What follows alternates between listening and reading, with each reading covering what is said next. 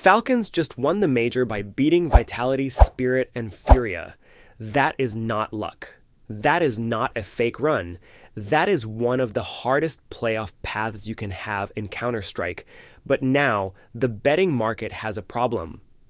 Because the question is not just, are Falcons good? Of course they are good. They just won the major.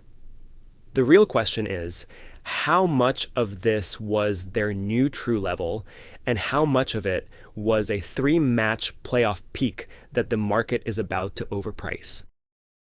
How's it going? Welcome back to DataStrike. This is not going to be a normal Cologne Major recap. I do not want to just list results that everyone already knows. The interesting part is what this major tells us about Falcons, probability models, and how dangerous it is to react too much or too little after a tournament like this. First of all, huge respect to Falcons. They beat Vitality in the quarterfinals, Spirit in the semifinals, and FURIA 3-0 in the grand final. That is a real championship run. And as a CS fan, I'm honestly happy for Nico and Monazi. Both of them have been chasing a major for years, and seeing them finally win one is a great moment for Counter-Strike. From my side, the tournament was mixed. Pick'ems ended with gold coin, which is fine. Not amazing, not terrible. Stage 2 went well, with both 3-0 picks correct. Playoffs also started well, because I picked Falcons to beat Vitality, even though my raw model still respected Vitality heavily. That was a model-informed analyst override. Vitality had the stronger baseline, the better map pool, and the safer long-term profile. But this was a best of 3 quarterfinal, and Falcons had been a very uncomfortable matchup for them. The recent head-to-head, the playoff context, and Vitality's current form made Falcons a real danger spot. That call was right. Then came Spirit. I picked Spirit to beat Falcons, and that pick lost. But I do not think that series was some massive model disaster. Falcons won 2 overtime maps. That match could have gone either way. If a few high-pressure rounds flip, Spirit are probably in the grand final instead. That is Counter-Strike. A favorite losing a razor-close series does not automatically mean the pre-match probability was bad, but the grand final was different. My model had FURIA at 59.3% before the final, and the market was offering around 2.35 odds. That created a very large value gap based on the number. Other sharp CS bettors I respect were also in a similar range, with FURIA priced somewhere between 50 and 60%, so the logic was not crazy. But the server answered. Falcons won 3-0. Every map ended 13-8, and that was not a bad beat. Falcons were simply better in the final. Their individuals were sharper. They won the key moments, and FURIA could not match them when the rounds became close. So, what actually happened? For me, the biggest explanation is that Falcons' individual level in playoffs jumped above their previous baseline. Before playoffs, Nico was around a 1.13 rating with this lineup. In playoffs, he went up to around 1.21. Kyusuke was around 1.16 before playoffs. In playoffs, he went up to around 1.30, and this happened against Vitality, Spirit, and FURIA.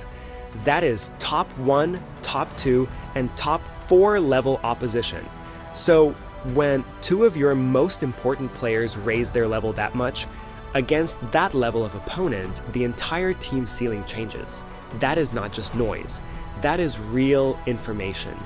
The difficult part is deciding how much of that information should carry forward, because this is not a beginner lesson like underdogs can win. Every serious bettor knows that.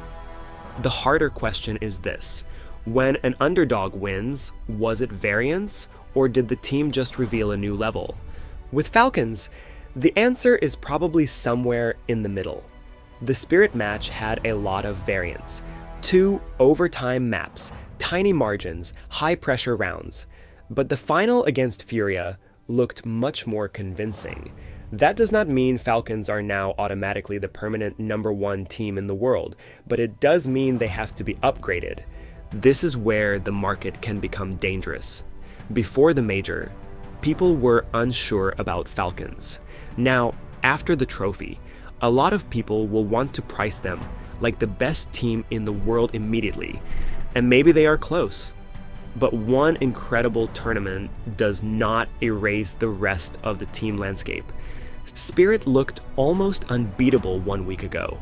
Losing one extremely close semifinal to Falcons does not suddenly make Spirit weak.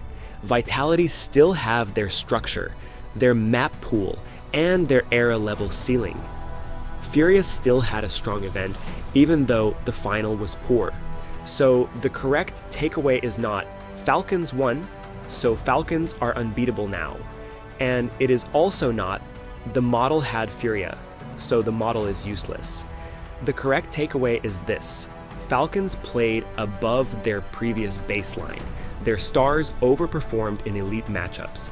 The market may now overreact to that, and the model needs to update without panicking.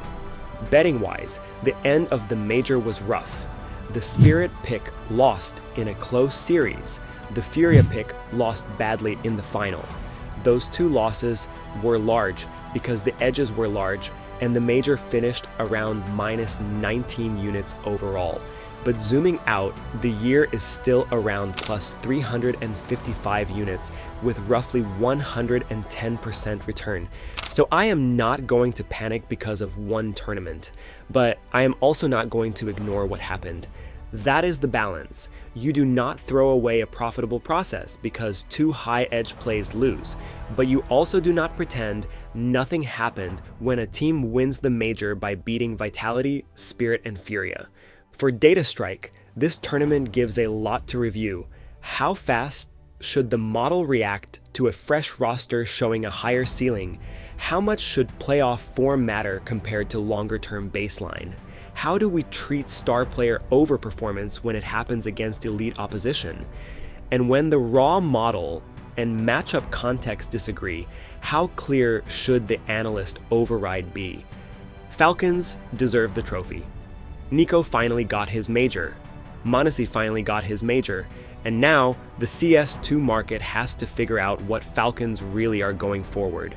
Are they the new #1 team? Are they a top team that peaked perfectly at the right time? Or are they somewhere in between? That is where the next edges will come from. If the market underrates them, we have to respect the new level. If the market overprices them, we have to be ready to fade the hype. No emotional reaction either way, just probability, price, and discipline. If you want more CS2 probability analysis, betting education, market breakdowns, and honest post-match reviews like this, join the DataStrike Discord through the link in the description. Thanks for watching, congrats to Falcons, and I'll see you in the next video.